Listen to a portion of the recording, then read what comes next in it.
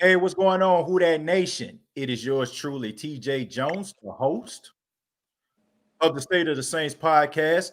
And I have a special guest with me here on the State of the Saints podcast. I have college football and NFL analyst Mike Detillier. Hey, how you doing, Mike? I'm doing great. Thanks for having me on. Thank you for being back here on the State of the Saints podcast to talk some Saints football with us. We really do appreciate it. No problem. The first thing is the first half of the season is over, Mike, and the Saints are 2-2 right now. They're a 500 team, but you look at the New Orleans Saints, it seems like they're going in a little bit of a different direction than what we're actually used to the Saints. You know, we're used to the Saints being a team that throw the ball down the field, explosive plays, but it seems like the running game has been the narrative of this team. So, Mike, what have you thought about the Saints running game the first half of the season? No, when you're patient with the running game, you win games. This football team has played over 77 games under Sean Payton, in which they've rushed the football 30 times or more in a game. They've won 95%. Yeah. Okay. I didn't go to Cornell or Harvard or Yale, but even I can figure that one out. That's pretty simple. Right. You got to control the tempo of a football game with the running game. And not every game is going to be 42 carries. Yeah. But you got to have some patience with the running game. You didn't have patience with it against the Las Vegas Raiders. You didn't have patience with it against the Green Bay Packers. And you got beat. You put your defense right back on the field and up and down the field. You couldn't stop them. Right. So, like, if before the game, somebody gave you the statistics of what the game was going to be at the end. First thing I'm looking for, the amount of carries rushing the football, because that does mean something. You know, when you play in almost 80 games and you win in 95 because you rush the football 30 times or more, that tells you a lot about this football team. Absolutely. Also, giveaway, takeaway. Okay, you were dead even last week, 1-1. But time of possession, you basically captured the moment at that point. You were way ahead of the game. Right. And also, I look at third down conversions. I think that, to me, third down conversions and getting off the field on third down, that's as important as giveaway, takeaway. Right. The Saints, man, they were 10 for 14 on third down conversions. Wow. That's 71%. Yep. And listen, if you get to 50 in this league, you're doing a great job. You got to 71. You took care of business against a bad football team defensively. Right. You did what you were supposed to do. But many times those type games sort of slip away. Right. What I was impressed with 6 starters out and 6 good starters out. Yep. The threat of the COVID situation possibly catching them overnight. And on the road, you know, you still found a way to win. And you basically gave them 14 points. Right off the bat, 14 points. You gave it to them, you're able to come back. So that, to me, showed a lot of grit on this football team, that they were able to overcome that. And I can't tell you why. I wish I could explain it. We've asked Coach Payton on the coaches show. He's always talked about getting off the fast starts. We need to get better in September. They've been a middle-of-the-road team in September. Yep. Come October, the last 20 games, this football team has been 18 wins, 2 losses. Wow. That's not good. That's dominant. Yeah. When you can win 18 of your last 20 games in the month of October. Right. So almost like, man, listen, if they could have pushed this season back and not started till October, you'd be pretty good. Whatever. It's part of the game that when you look at it, you impress that you were able to control the clock.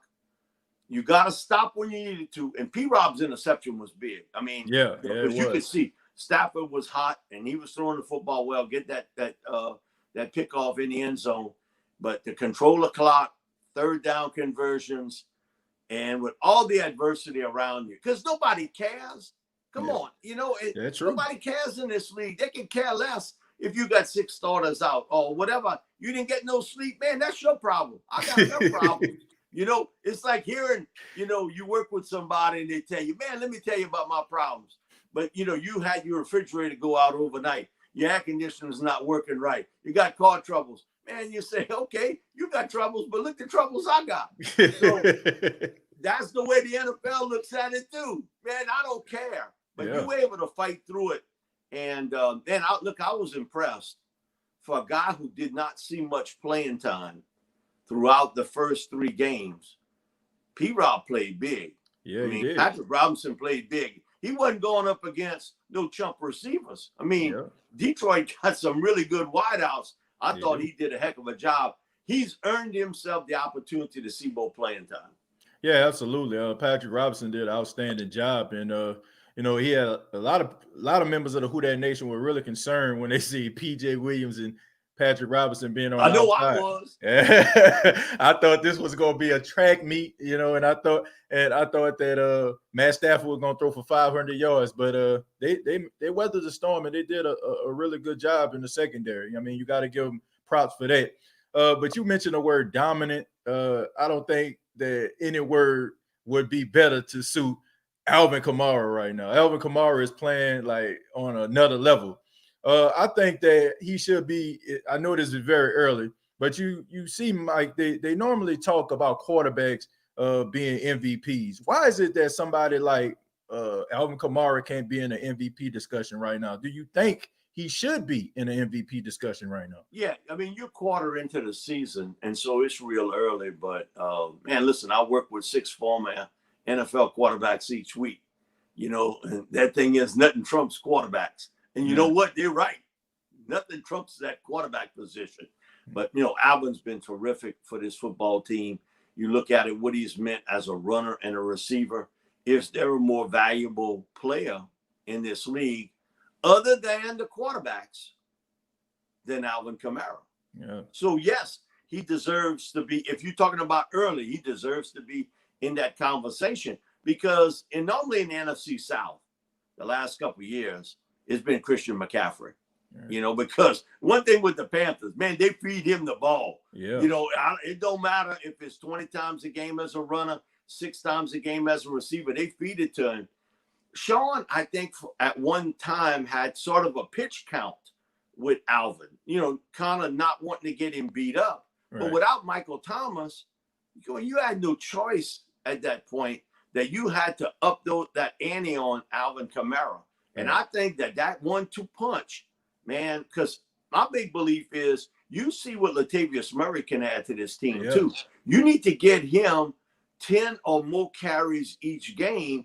That's why I think the big key to success offensively is certainly getting more people involved. And you saw it last week, Emmanuel Sanders, him being able to hook up with Drew, and also Traquan, because Traquan was the all-potential player, okay? He had talent. Mm-hmm. He was a good downfield blocker. He's a tough guy over the middle. But Traquan never played with a sense of confidence as a receiver. Man, you talk to some receivers, you'd swear like they're the greatest receiver since Jerry Rice. They don't catch nothing. Now, not that Traquan's like that, but he hadn't shown that confidence in his overall play. And people want to say, well, he broke this route off. No, it's not about route running. It's about between the ears. You got to believe that every game you're going to be dominant. I know one thing. When Michael Thomas hits that field, it don't matter if it's a practice or NFL game. He thinks he's better than you. And most of the time, he is. But he takes that mentality because he believes it and he plays like it. Yeah. Let's see if Traquan can build on that, because the one thing this game might have been able to do is get that connection hooked up with the vet and Emmanuel Sanders, but also give Traquan that confidence that, man, listen, you can make plays. Just go out there and do it game in, game out, and add Michael Thomas to the mix. Now, you talking now. How you talking? And this football team has shown with their offensive line, when they healthy, they're as good as anybody. Now, we did see, too, once Ramczyk went down, Ethan Greenwich, that was tough. He like, he didn't know who to block at times. So, again, it goes back to, you and I have talked about this the last time. You can't know your plays every once in a while. Right. You got to know every play. That's why you sit in the bench and they're watching. Right. We thought maybe Adam Troutman would get more snaps in this game without Cook. There's a reason he didn't play, because I think the coaching staff maybe feels he doesn't know every little bit to put him out on that field. Right. But, I was impressed. Traquan, Emmanuel Sanders coming through big. But all of that was opened up because the Saints can run the football. Yeah, absolutely. I think that the Saints running the football, 42 times. I can't remember the last time I can remember the Saints running the ball 42 times. But it was beautiful to watch. But you mentioned Ryan Ramczyk when he left the game, the running game left with him, and they put in Ethan Greenwich. But we know now that Ryan Ramczyk is in concussion protocol.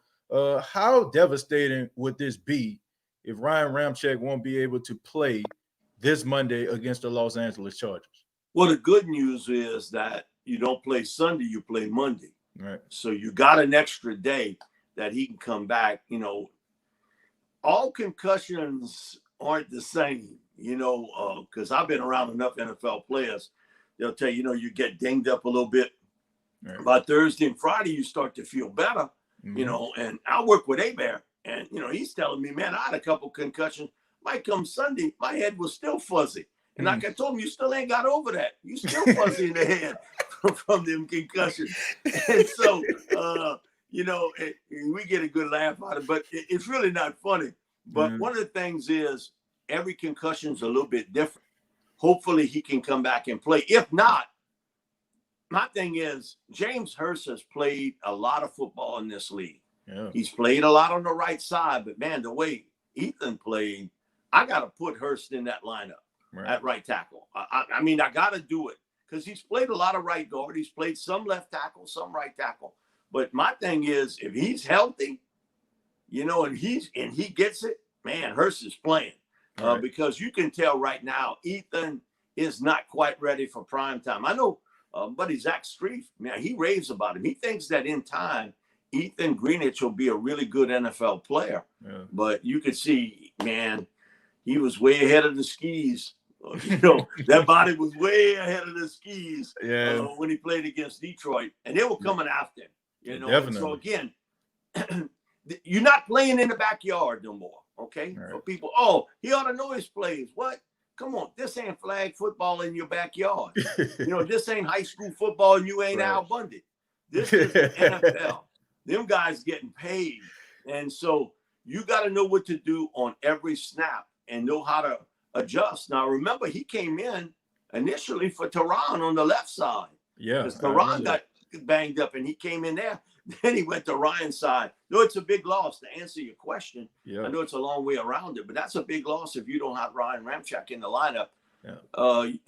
All this stuff about next man up, man, I never believed none of that. I'm not a big believer in that. That's great for high school football. That's great to tell in the locker room. But in reality is the Saints don't have nobody that can play right tackle, like even in the same zip code as Ryan Ramczyk. That would be a big loss from going up against the Chargers.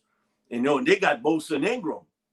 You playing two guys that know how to come off that edge really, really hard. And sometimes what you watch when you're watching film of the Chargers, you see they're not necessarily always right side, left side. They kind of switch around. So you got elements there, but you shouldn't lose to a rookie quarterback. Yeah. And I'm a big Justin Herbert fan. I really am. I think he's got a chance to be special in this league. But in watching film of him, he's doing exactly what he did at Oregon. He throws that little ball out flat to the receiver, out to the running back with Austin Eckler. Now, Austin's not going to be in the lineup. So how they're going to do that, it's going to be interesting. Is Kelly going to take over that role? I think you're going to see some of Tyrod Taylor playing some of the RPO plays at quarterback also to give them some sense of a running game, but either he throws it real short or real long. Yeah. Because that's what he can do well. Man, he got a gun. He can throw the football real deep downfield. So the Saints going to have to be cognizant here of to show him a few different looks, not to give him that shot of sitting back in that pocket and just rifling it downfield. And we saw it last week, even against Tampa Bay. He hit a couple of deep passes. What's missing from his game? The intermediate stuff. They don't throw a lot. They throw a little bit of it, but not a lot of it. Man, if I had Keenan Allen, that's what I'm doing, because that's where he excels, in that short intermediate part of the game. But with Justin, he's more of a stretch the field type guy. And so I can adjust my defense to that if that's what they're going to do, like they've been doing the last few weeks. Yeah, I think Justin Herbert, I mean, he has great arm talent. I know they had a lot of question marks, him coming out of college, about his leadership and also like his deep ball accuracy, but he quickly answered those questions at the combine, you know, when he was throwing the ball down the field. And I mean, the fact that he was thrown into the game, going up against the Super Bowl champion Kansas City Chiefs, and gave them a run for their money. I mean, that says a lot about this kid, and I think the sky's the limit for Justin Herbert, no doubt about that. But how much are they going to miss Eckler? I think that's a big key to this game. Because you know what? You can't be the one-dimensional in this game.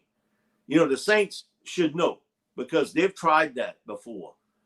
Without Eckler, you know, how will they gather some rushing attack? You might say, well, the rookie Kelly can do it. Well, here's my deal. If you're going to throw the deep ball against me, you know what Kelly got to do? He got to pass protect.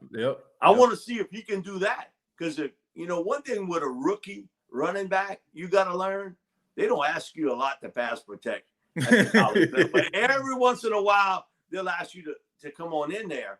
And that's what made, to me, Clyde Edwards-Helaire such a great player. Because LSU asked Clyde, when they spread you out, hey, listen, you got to stay in, help block. And every once in a while, boy, you saw that safety roll in on Burrow. And, you know, Clyde's 5'7". Clyde just like kind of cartwheeled him. You know, he got low and just sort of cartwheeled him. That takes a little bit of practice, because you're not used to doing it. And I think you're starting to see now what I thought would happen, that the offenses dominated the first quarter of play in the NFL. It won't be much longer.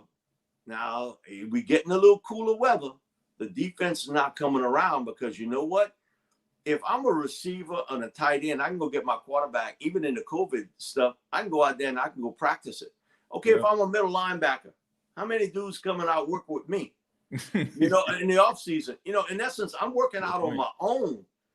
I'm not up against all of that. And I think you're going to start to see the defenses becoming better overall in the NFL. But it might be another week from now, because I still think that the offenses have a huge advantage. I think that I was shocked the way that you have teams that are known for elite defenses like the Seahawks. I mean, how many points they're giving up, and getting shredded like cheese, as I would say. You know, like it's just amazing. You know, but I do think the offense has been dominant. I mean, you look all around the board. I mean, the offenses of teams have been dominant. I mean, we want to focus on offense, but let's talk about a topic that has been on the minds of a lot of members of the Who Dat Nation, and that's Drew Brees. Drew Brees, a lot of people have been asking the question, like, you know, is he on a decline? Is he washed up? Can he throw the ball down the field? He proved that he can throw the ball down the field in a game versus the Detroit Lions. But, Mike, what is it about Drew Brees over the past few weeks? Why didn't he throw the ball down the field, in your opinion? Was it chemistry between those receivers, or was it just the fact that maybe this 41-year-old quarterback may had to second guess himself? Well, it's always more than one thing. You know, there's always more than one thing. Listen, at 41 years old, you're not as good as you were when you were 31. All right. Bottom line, you're not going to be as good. And nobody, other than Brady, and I don't know what he's doing or drinking or taking, but man, you know, he's still Brady like you saw 10 years ago. But he's an exception to the rule. And Drew is still going to be able to touch greatness, you know, but here's the thing, is the consistency level of doing it. And I remember this, It was a couple of years back when the Saints signed Adrian Peterson. Mm-hmm. And, man, that was all kind of write-ups in the paper. Man, Adrian Peterson, man, we're going to see like the 25-year-old Adrian Peterson. Yep. I'm like, what? But I got a phone call from Jimmy Taylor, a former NFL Hall of Fame running back with the Green Bay Packers. Yeah. Went to LSU, lived in Louisiana, and he was like, come on, Mike, ain't no way Adrian Peterson with all them touches, he can be a 25-year-old man no more. He said, listen, he can still be good, but he said, here's my thing about it. And I thought about it after watching Drew. He said, my last 2 years with the Packers, he said, throw out that last year with the Saints. He said, I was playing behind an expansion team offensive line, and I couldn't play anymore. But he said, with my last 2 years with the Packers, I could touch greatness. Yeah. But he said, the part about it is I couldn't do it week to week. Yeah. Like the man upstairs sort of takes it away from you. And we get so used to Drew being great all the time and sort of carrying this team that when he's not like that, it's, he's all washed. No, he's not washed up. But he is showing some effects of getting older, like everybody else in this league. When you get older, you're going to show some effects. Can he still touch greatness? Yeah, he still can. And you saw it against the Lions. Man, he got hot. And the Lions were like, oh, here we go. There ain't no way to stop him. And so I do think the difference we're going to see, and this is where the running game, I think, is so crucial, that in games maybe he isn't quite what we used to seeing. You got the running game to back him up. Yep. So he might not be great, but if he's good to very good and you got a running game, he don't have to be great.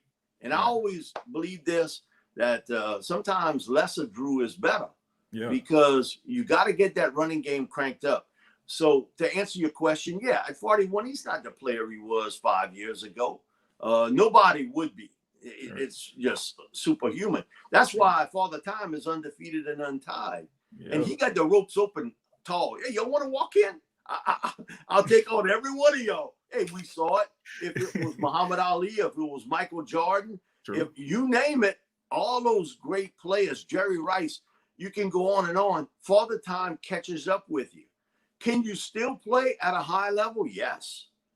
But it's the consistency level that the man just sort of takes it away from you little by little. And so, but I look at it this way. The Broncos a couple years back won a world's title. They won the Super Bowl with Peyton Manning. And Peyton will tell you, he got benched that year. They put in Brock Osweiler for a couple games and then put Peyton back. But what they could do, great defense, running game. It supplemented that what Peyton didn't have anymore. And they won the Super Bowl. So as a kid, I saw the Baltimore Colts win a Super Bowl with Johnny Unitas. Okay? And Earl Morrall. Now, both them cats, they were way up in age. They were deep in their 30s playing, and they won a Super Bowl with those two guys. So, yes, there is the consistency level that won't be the same with Drew. But can he touch greatness? Yes, indeed. And we saw it Sunday. He was awfully good. Yeah, he definitely was. It was something to watch, and it was just one of those games where I looked at Drew. It was almost like you can see the fire in his eyes, like you can see the passion. It seems like a guy who's seen all the tabloids and watched all the videos about how people are talking about how the Saints can't win with him as a quarterback. It seemed like he bottled all that up, and he went out there and he shut up a lot of critics. A lot of people out there. We all know this, okay? Players and coaches all tell you the same. Oh, I don't read the newspaper. I don't listen to the radio. I'm not on social media. That's a bunch of horse hockey because they can tell you everything that people say. Why are you upset with the media or people that say something if you're not watching TV, listen to the radio, on social media? Come on. We all know human nature tells you you're going to go look at that, because we live in that world today. We just live in it. No matter who you are, you're going to see that. Come on. That gets under Drew because Drew's the ultimate competitor. And his deal is, okay, I'm going to show you. I'm going to show you. And but I think Drew knows this himself. The fact that we learning more and more about how close he came to retire after last year tells you he knows that, his time is basically, he's in the winter years of his playing career. And so we're going to miss him. All I know is, we are. And I say this today, I still don't think the quarterback of the future is on this roster. You took the words right out of my mouth. Oh my goodness! For the Saints is not on this roster today. He's somewhere else. Yeah. And hopefully, he's a guy that can step in, because it's like you've got all the other pieces around you. All you need is a guy that can come in, just drive the car, just don't wreck it. Right. Don't wreck it.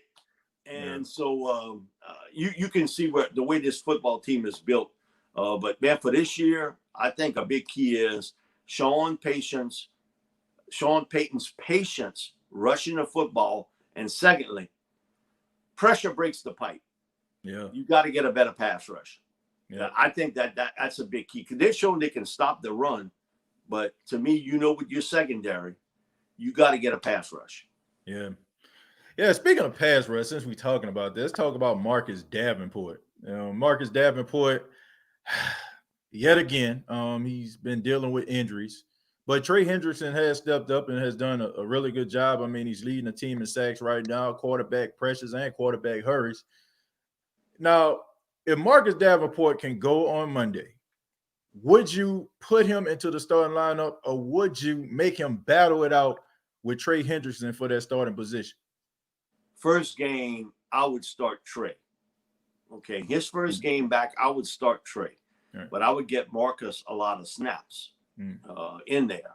Right. I just, the one thing about, I hate to be critical of any player with an injury, because everybody's tolerance of pain is different. Right. Some people, man, they can tolerate pain tremendously. And some guys can't, their play dramatically drops off. Right. And so he comes back from the elbow, then he got a toe injury. Okay, if he got a turf toe injury, man, you can't do nothing. With your big toe, man, that's difficult to run, to plant, to move, anything else. Right. Marcus is a very talented player. Yeah. The problem is, for whatever reason, he has not been able to hit the field. You gave up a lot to get him. So much is expected. When much is given up, much is expected from you as a football player. But to answer your question, if he's healthy and Trey's healthy, game one back, you come off the bench. Yeah. Trey deserves that opportunity to start and then let Marcus work his way back into the lineup. But it would be a big help for this team, because of Marcus gives you another athletic element. Trey, man, he gives you everything he's got, man. He empties the bucket every game. He empties the bucket as a player. With Marcus, you can see athletically, ain't a lot he can't do as a player. It's just staying healthy. And I can't explain why, but you see it patterned. A guy gets hurt, and he gets hurt again, and he gets hurt again, and he gets hurt again, and it sort of like stays with him for a long time. And you got guys playing this league 8-9 years, and they don't miss nothing, no time at all. So he's a big part of their success, my opinion, for December and January. To have Marcus Davenport and Sheldon Rankins on the field in December and January is crucial for the Saints, because they have not finished the last two seasons with those two guys on the field. Those last games, Davenport and Rankins were not there. They need them come when you're playing in December and January. Yeah, I mean, you definitely need him to be on the field. Mike, I just think that a lot of members of the Who Dat Nation are just a little frustrated, because I think they look at it from two different angles, right? You see Cam Jordan. Cam Jordan has been the king of durability. For 10 years, he has never missed a game. And then they take a look at Baltimore, and they look at Lamar Jackson being league MVP. And I'm pretty sure a lot of people thought when the Saints moved up, trading with the Green Bay Packers, everybody thought they was going to go after Lamar Jackson. And they decided to get him. And you see what Lamar is doing out there, league MVP, taking a league by storm, and people are like, well, maybe Lamar could have been doing this with us. Why, you know what I'm saying? Why did we sacrifice so much for this guy? I mean, I know he has a lot of talent. I mean, you look at Pro Football Focus, I mean, his ability to stop the run, he's always up there in the top tier at his position at run stoppage. And you know, like, if a guy is starting off like that, eventually, I mean, he's going to become an elite pass rusher. And a lot of people compare his ability almost to a Javon Curse or, you know what I'm saying, Jadeveon Clowney. But it's just a fact, like, everybody frustrated because he's never on the field. And as far as Trey Hendrickson is concerned, I've said this before, like, Trey Hendrickson is going to be a starter on somebody's team next year. I don't know if the Saints going to be able to sign him, but he's going to be a starter somewhere on somebody else's team because he like you say, he gives his all. And I don't think a lot of people understand like how good he was in college. I mean, he ran, you know, he had some disciplinary trouble, but I mean, he had 13 and a half sacks his junior year and 9 sacks his senior year. So, I mean, if they can get this all together, if they can put it all together, I think the Saints, you know, they have what they need, but it's just a frustration about not being on the field. That's what really irks a lot of members of the Who Dat Nation. I mean, I get emails and people inbox me all the time about that. No doubt about it. Well, here's my thing. 31 other teams passed on Lamar, too. Yeah, this wasn't the Saints. Everybody did. Right. You know, so if you the Jets, so if you Cleveland, all those other teams, you passed on Lamar, too. Right. And I do know the Saints wanted Lamar to come in to visit late, which means something. I think when they're asking you to come in. Now, Lamar's deal, how it was handled wasn't right. He didn't come in for that accepted invitation to come into work. Now, it wasn't just the Saints now. It was a number of teams he didn't come in for. Would that have made a difference? I don't know. Mm-hmm. I know with Sean, there are certain elements there that, you know, he likes to see in a player. So you come in, you talking to him one-on-one, you build that relationship, and you can say, oh, it's Team Saints. Everybody has a say in it. All I know is I know the dude who got the chalk in his hand at the end, and that's Sean Payton. Right. He's saying, hey, listen, that's the guy I want. Right. So, you know, you like a lot of other teams is, well, how did we miss on Lamar? How did we miss not trying to understand what he could have brought to the table as a player? The other defensive end, and Sean brought this up a couple of weeks to us, was Carl Granderson. And Sean brought, I think he made an interesting thing. He said, man, I just hit the league, because he's talking about Gruden. He said, you know, I was coaching on that Eagle staff, and Gruden was there. And he said, I didn't have much interaction with him, but because he said, you know, he was a defensive end. I was coaching on the offensive side, and I was a young coach. Right. But he said, who he looks a lot like is Richard Dent. Wow. And I thought about this because when Ditka was here, and you had some one-on-one time with him, you know, we would talk about, you know, certain players with the Bears. Mm-hmm. And he brought up the situation with Dent. He said, you know, when he was at Tennessee State, he said he had teeth issues. Mm-hmm. And so he couldn't put weight on. So he said, we drafted him in the middle rounds. We brought him in, and he talked about, man, you know, I'm having trouble with my teeth and all that. He said, we got his teeth all straightened out. We got his dental issues straightened out. Right. And he said he went from like 238 pounds to like 270 pounds. Mm-hmm. But he said, you look at Granderson and how Dent are built are the same. And he said they both have the same sort of takeoff. Now, he wasn't trying to compare Granderson's talent to Richard Dent, because that's special. Right. But the fact that he brought it up, you know, because he's a little bit like Coach O. He don't write the story for you, but he's trying to tell you something, that Carl Granderson's a really good player. Yeah. And now Carl's weight's up, and he's learning the league very, very well. So, you know, for the Saints, you would love to have Trey come back. Right. But it may be he feels he's got a better opportunity somewhere else. Right. But Granderson is waiting in the wings, right, so to speak, to take over that particular spot. Yeah. And with Davenport having so many injuries, you can understand why you would want that, and understand why. Yeah. This football team, man, they got the shovel and they were digging dirt to try to get Jadeveon Clowney. They were doing everything. Man, they dug a big hole to try to get Clowney here. Yeah. You understand now why. Sean always talks about pass rushers are a premium in this league. You got to do what you got to do to get them. Yep. And this ain't a Sean story, but it's a Coach O story. I told him, man, you find the next great pass rusher before you find the next great quarterback.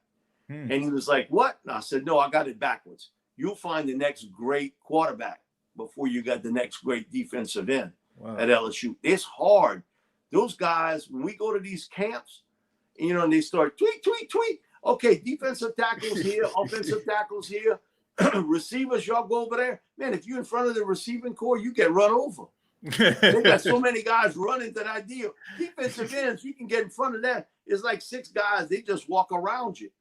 So it's a different world because I think 7-on-7 has changed the world. And you see, what was Marcus in high school? He's a wide receiver. He goes to UT San Antonio, and Frank Wilson and I'll put him at defensive end. I see the best defensive end in this draft class, Gregory Rousseau from Miami, Florida. What he was in high school, he's a wide receiver.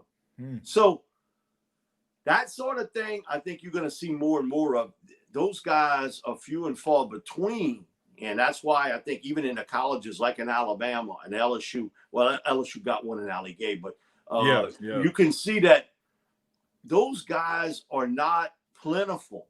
Now, receivers, man, you got them. Oh, yeah. You know, but every year defensive ends, they becoming hard to find. So I understand why Sean did what he tried to do to get Clowney here. And he might not be what you want to call an elite player, but he's very good. Yeah. He's a very good football player. Yeah. I mean, one thing that stood out to me about Carl Granderson, Mike, was when they did an interview with him during training camp, and he was just ranting and raving about special teams and trying to be a good special teams player. And, you know, when you think about special teams, I mean, we all know that's kind of like the last line, you know what I'm saying, or the last way that you can actually make a team, or you go on special teams and then you develop, and maybe if they find a role for you, you know what I'm saying, at a wide receiver position or a linebacker position. But just the fact that he was willing to, you know, go out there and try to give his all for special teams, that stood out to me. You know, that shows me right there that his head is in the right place. And I also seen that strip fumble he had on Tom Brady. I watched that play. I mean, he got off the ball so fast. Like, it was in the backfield so quick. So he definitely got a very quick first step. So, I mean, Carl Granderson is one of those guys that, I mean, I'm glad that the Saints invested in him. I mean, we all know his story, you know, when the Saints first got him, but it's good to see that he's on the right track. I mean, he looks like he's in great shape, and I just like his motor. I think he has a lot of promise also. Malcolm Roach and how Malcolm's developed too. Ooh, yes. And so the Saints, you know, they've got one of the best defensive line coaches in the game. Yeah. And Ryan Nielsen, I mean, it's unbelievable to watch him work with athletes. And I don't care if it's a high school athlete, college athlete, professional athlete, the technique part of the game. He sort of learned, you know, the technical part of the game from Ed Ogeron, because Ed was his coach at USC. He got his first start in the coaching at Ole Miss with Ed, and he's learned under Pete Jenkins. You know, Pete's the godfather of defensive line coaches. So you can see they bring in this young talent, and, you know, there's still a little bit of development there. But what he's done with Trey, what he's done with Carl, what he's been able to do with Malcolm Roach, with Shai Tuttle, you know, you didn't, other than Trey, you didn't spend a draft choice on Roach. You didn't spend any on Granderson, none on Shai Tuttle. So he's been able to take that talent and develop it extremely, extremely well. So, you know, it's a strong spot for the Saints. And it would be even better if you had Marcus healthy. Yep. Yeah. I mean, I think that once he gets back into the lineup and hopefully he can stay healthy, you know, I think they will have a pretty good pass rush. I just think it's hard to, like, just kind of, I guess, dissect this defensive line, because they never really been on the field at the same time for an extended amount of time. Like, they might play maybe 2-3 games together, and then someone gets hurt. And like you said, Sheldon Rankins and Davenport, I don't think Davenport ever played in a playoff game, right? I don't think he ever played in one. I mean, so I mean, it would be good to see these guys, together and see what they, can possibly do. I want to ask you last question about Michael Thomas. Michael Thomas, he's been out of the lineup with a high ankle sprain. Week 1, friendly fire, he ended up getting rolled up. He misses about 4 games. But there is talk to say that he could possibly play this Monday. Now, Mike, an elite wide receiver like Michael Thomas, would you risk him playing in this game against the Los Angeles Chargers, or would you wait till after the bye week, giving him an extra week to heal? Would you do something like that? Or, I mean, what is your take on Michael Thomas? Well, yeah, I work with the crew at Thibodeau Regional Medical Center and the guys there that do orthopedic work and everything. And they'll always tell you it's at least 3 weeks, and you're not going to feel the same until 5 or 6 weeks. You're not going to feel 100%. You might be able to play that 4th week, but you're not going to be 100%. Right. The big part is how much pain and swelling's involved once you work in practice. Because now for the first time that you're putting some weight and, some torque on that ankle. Now you figure at wide receiver, it's your ability to get off the line of scrimmage. It's your ability to get into and out of a cut and a break. Right. All that's a lot of torque on that ankle. How well your ankle responds during the week. Now, it looked to be last week, his ankle responded pretty well. But a lot of times I see this in players, it's the 2nd week. Man, my ankle starting to swell up more because now you put a little bit of tension. You've grown it for a couple of days with that, and then all of a sudden comes back. So his body's going to tell you if he's ready. And it's not Michael Thomas's call. Okay. That's taken out of his hands. That's the call of the medical team and the head coach on if he plays. But in essence, they're looking at his medicals. If his ankle is swelling up, how well he feels. Because if you ask Mike, hey, can you play? Hey, I'm ready to play. You can't go by the player. You can't go by him. You got to take it out of his hands, put it in the medical staff, and they see it.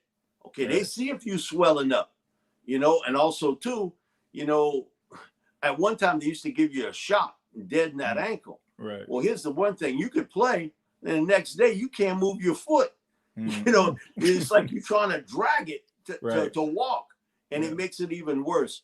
I think he could play Monday night if everything is okay with the swelling and how well he maneuvers around. Now, will you see the Michael Thomas that you saw before? No, because that's going to be down the road. Right. But for most ankle sprains, it's funny.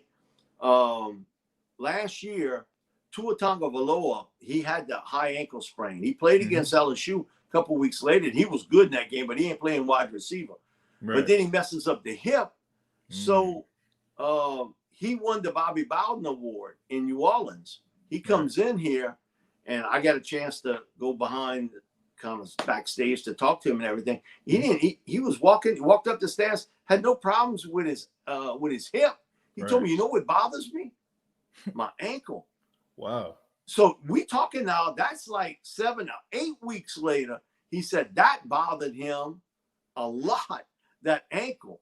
Wow. So you get it that once you got it, and I've had a lot of the orthopedic guys said, when you got a high ankle sprain, it's like you broke your ankle. Yep.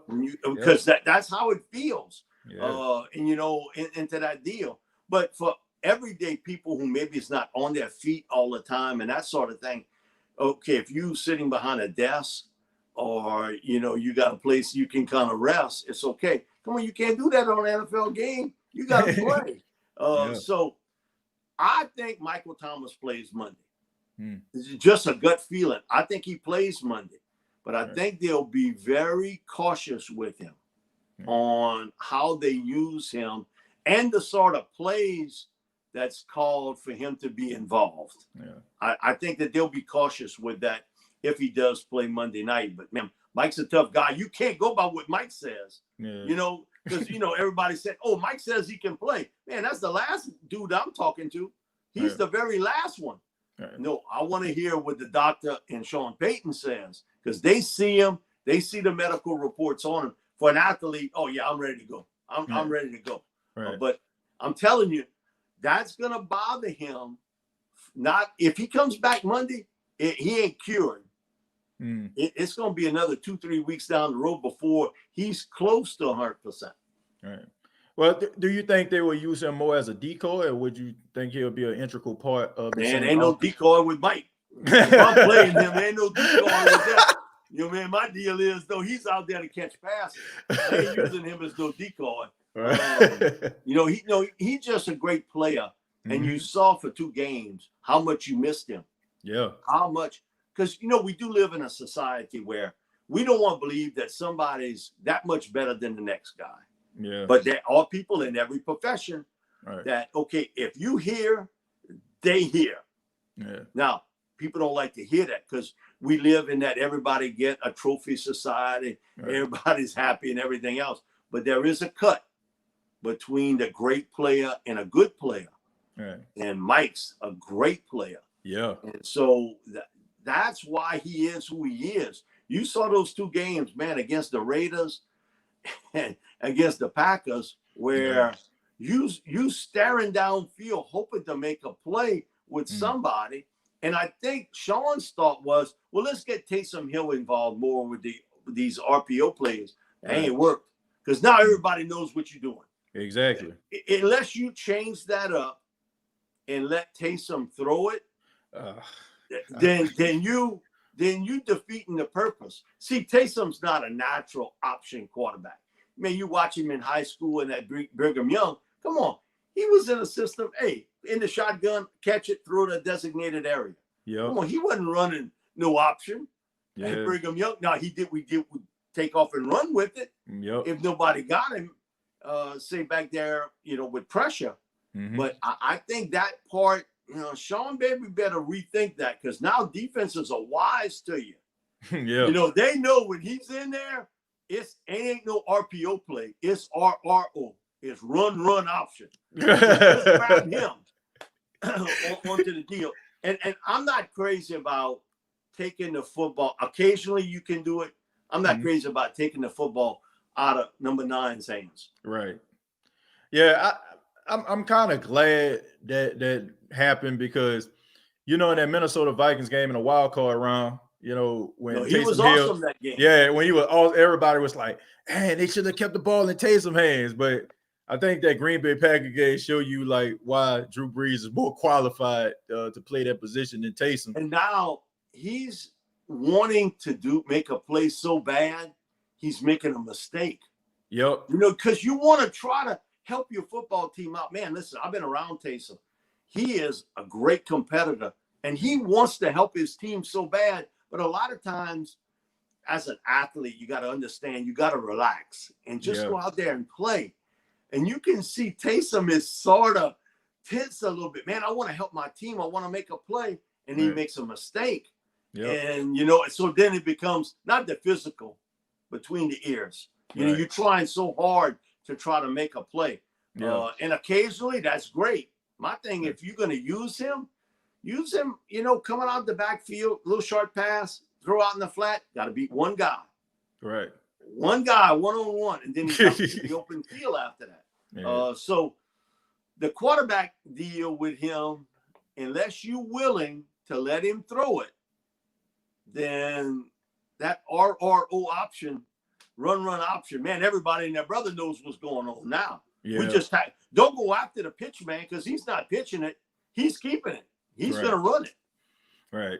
Yeah, I mean, when I heard like he was they were practicing last week and he was working on a goal line, I was like, well, maybe they have him passing the ball because I think an NFL network or reporter said that. And I was looking for him to, they did run a play for him in the red zone, at the goal line, and it didn't work. I'm like, why are you not trying to implement some type of passing play to confuse the defense? I mean, he is a quarterback. I mean, he's tough. He'll lower that shoulder and run over a safety in a minute, but he's still a quarterback. So, I mean, I didn't understand it. I really didn't. One of the things, when you remember back when Tebow had that one season where he was pretty good in the league, right? How he caught you sometimes was, okay, he's in the shotgun. He takes the ball. He tucks it under his arm like he's going to run and stops and then throws it over the top. Right. And I remember he did that at Florida against LSU near the goal line. He did the exact same thing. So, my thought is if I'm going to use him near the goal line, I mean, everybody's going to be jammed because they think Taysom's going to run it. Yep. My thing is, okay, I'll show you the run look, snap it to him, let him take 2 steps over the top, roll your tight end or roll a receiver right over the top, and it's an easy throw for him. Yep. But I do think that experiment, I might want to unplug that for a little while. On him running. Because now, I watched enough film on you. I know what you're going to do with it. Exactly. I know what you're going to do. And he's not natural, so to speak. Like you see some guys that can run that triple option and they go down the line of scrimmage with the ball like they're going to keep it or pitch it. And that guy gets in their face and they can throw it and it hits that halfback like that. And then he can take off running. You watch Taysom. He's not like that. He's keeping it. He's running it. Yeah. He ain't looking for the pitch. He's not looking for the pitch. Now, Jalen Hurts is different. Yeah. Jalen's a little bit different, but he ran a lot of that at Alabama. Yep. He didn't run nearly that amount at Oklahoma, but he ran a lot of that at Alabama. Go down the line of scrimmage, and he's keeping it, and then you get in his face, and he'll take one more step, and then he flips it to a back, and that dude's like 25, 30 yards downfield. Right. But with Taysom, he's never played in that type of offense, and so, again, I think you got to get away from that. Let number 9 throw the ball. Let number 9 throw it. Let Taysom be used as a runner or a receiver coming out the backfield. Yeah, I mean, I just think that Taysom, I think he just gets so excited that his number get called, and sometimes he don't make the right read. He wants to make a big play. Yeah, because I remember one play. He had the run pass option. Well, he had the run option, as you say. If he would have gave the ball to Alvin Kamara, it was like on a draw play. Yeah, it was wide open. Yeah, it was like wide open. I think it was against the Falcons. I think it was on Thanksgiving. Alvin Kamara, I mean, he would have hit his head on the goalpost. I mean, because everybody expected Taysom to run with the football.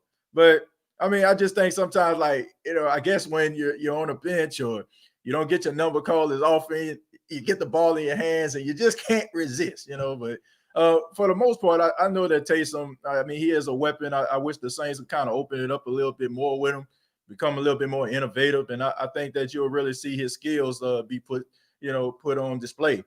But Mike, I want to say thank you very much for being a part of the State of the Saints podcast. Thank you so much for your time, your knowledge of the game, and just let everybody know how they can get in touch with you. SaintsReport.com, WWL.com, also on the Sports Illustrated Saints News Network. Yeah. And also you check out the Second Guest Show on Mondays on the beach. Yeah, we have some fun on Yeah, I got to call Maybear down, but we all good. Yeah, I mean, I enjoy listening to you two on WWL. I mean, I always check you out, and it's always fun. I mean, two guys. I mean, knowledge is just out there. You know what I'm saying? Just always learn something from you all, and we really do appreciate you, Mike. Thank you so much, and we look forward to hearing from you on WWL. Thanks so much. I appreciate it. Always my pleasure to be on with you. All right, thank you. Take care.